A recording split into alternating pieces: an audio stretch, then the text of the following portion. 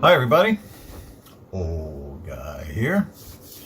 Now, I have read John Wyndham's two big ones, his masterpieces, The Day of the Triffids and The Midwich Cuckoos.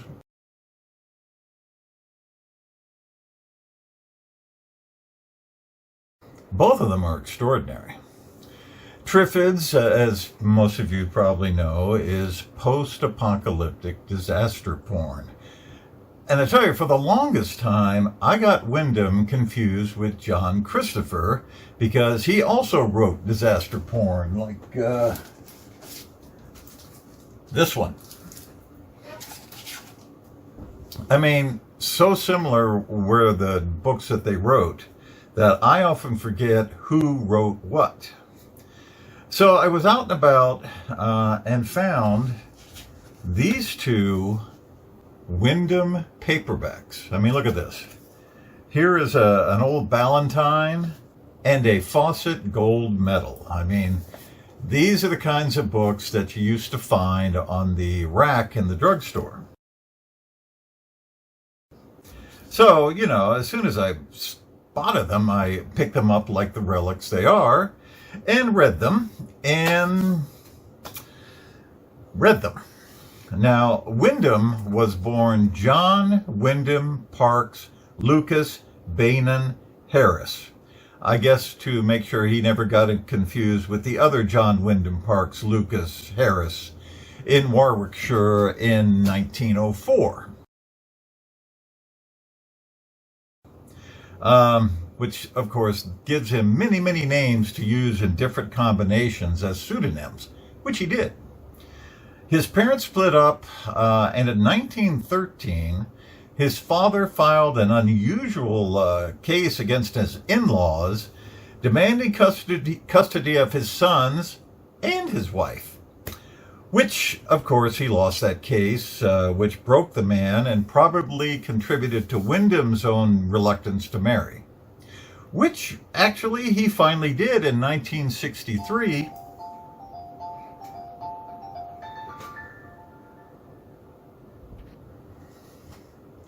To his decades-long lover, Grace Wilson. The two of them having met at the quasi-hippie commune called the Penn Club in Bloomsbury in the 1930s. And you know who else was in Bloomsbury at the time. I mean, Joyce and Woolf and that whole crowd. Now, Wyndham was a farmer and a commercial artist, but mostly lived off his family allowance. He was a cipher operator with 30 Corps during World War II. If you've seen the movie A Bridge Too Far, then 30 Corps is the British armored unit that is assigned to relieve the paratroopers. He wrote a detective novel called The Curse of the Burdens under the name John B. Harris, and throughout the 1930s wrote short stories and an occasional novel under the various pseudonyms. His brother, Vivian, also became a novelist at John's suggestion and published 4 comedy novels while John was still shopping around another detective story, which irritated John to no end. But they remained best of friends. John died in 1969, 6 years after marrying Grace. Draw your own conclusions. Now, this novel, Rebirth, is the U.S. title for the 1955 novel The Chrysalids, which is considered Wyndham's best novel, and, well, okay. It's decent, but I think Triffids is a much, much better. Rebirth is a juvenile novel, what we would call YA today, a lost prince story, you know, obscure and downtrodden teenager who feels himself to be someone special and is discovered to be just that. But in this case, it's not just a prince, it's princes and princesses. So thousands of years after the dreaded 60s nuclear war has destroyed civilization, humans live in a small pocket of habitable territory in what is probably Labrador, but although Wyndham isn't too specific. The weather has changed a bit. No more Canadian winters, which is what you'd expect when the rest of the Earth is still cooking off. It is a medieval existence with draft animals and farming and rudimentary machines and an overwhelming religious dogma that seeks to maintain normalcy by eliminating any genetic mutation. If even a plant comes out looking wrong, it's destroyed. Now, people who are born with mutations are sterilized and banished to a part of Labrador called the Fringes. And there is constant warfare between the inhabitants of Waknuk, which is the central town of Labrador, the central normal town, and the exiles out in the Fringes, who range from many-toed people to way too tall. The Norms even suspect Clydesdale horses because they seem to be much bigger than the average horse. David Strom, S-T-R-O-R-M, is the son of one of the most intolerant of the Waknukians. Like saying that. His father is Joseph Storm, and he believes the only way to forestall whatever tribulation destroyed the old ones is to maintain a purity of appearance and thought that would make any Aryan proud. Which is a problem for Joseph, see, because he is a telepath. As are several other children in the village, all of whom keep contact telepathically. While out one day, Joseph runs into a reclusive family who is hiding their daughter Sophie because she has 6 toes. So Sophie and Joseph become best friends and run all over the place, successfully avoiding scrutiny until Sophie's bare footprint is seen by the town bully and the hunt is on. Sophie and her family are captured and Sophie ends up on the Fringe, sterilized. Joseph runs into her later when his own troubles send him and his telepathy pals into the fringe ahead of a murderous mob, led by his father. Now, you'd think telepaths could successfully avoid such trouble, but these guys can't keep their mouths shut or avoid coordinated behavior that can only be explained by some kind of mental contact. You know, those Norms might be religious fanatics, but they're not stupid. Not going to tell you how the book comes out. That would be a spoiler. The next book is called Stowaway to Mars, but it was first published as Planet Plane in 1936 under the John Beynon name.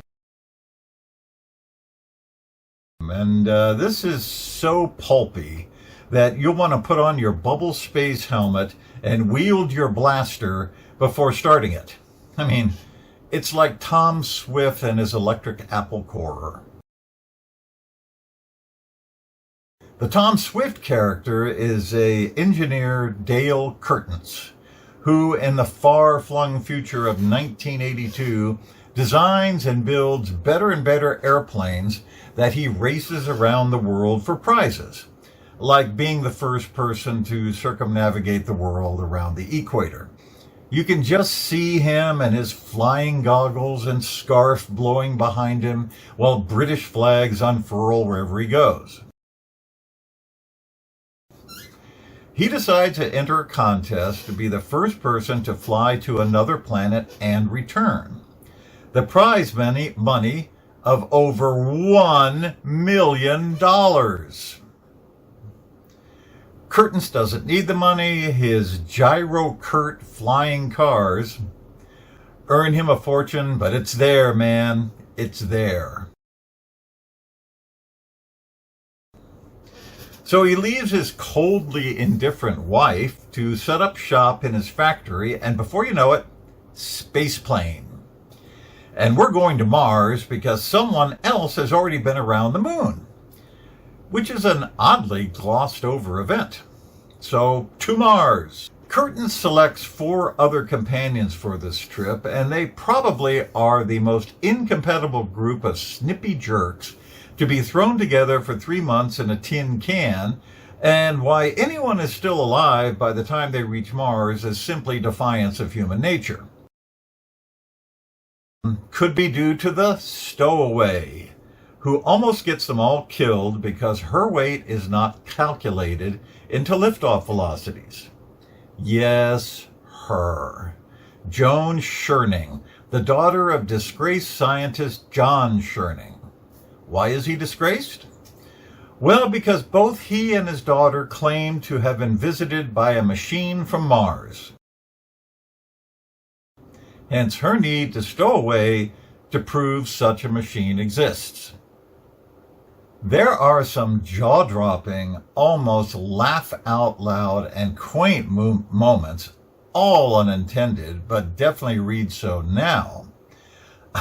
There's a ridiculous and quite sophomoric discourse on the machine as some kind of entity, and that men and women have such vastly different views of the machine. Yeah, it will give you heartburn. It's like something out of a 1950s B movie where wild-haired scientists in lab coats and too thick glasses pontificate about some ridiculous, non-existent science principle while raising fingers in the air. Women faint when stressed. And there is casual sexual assault, no big deal. I mean, what did you expect with an attractive woman stuck in a tin can with 4 men? You know, if you're going to read this, just be prepared for that. And I'll tell you, when Day of the Triffids was first published, Wyndham studiously avoided listing all of his previous work in the credits. Now we know why. Old guy here. See you later.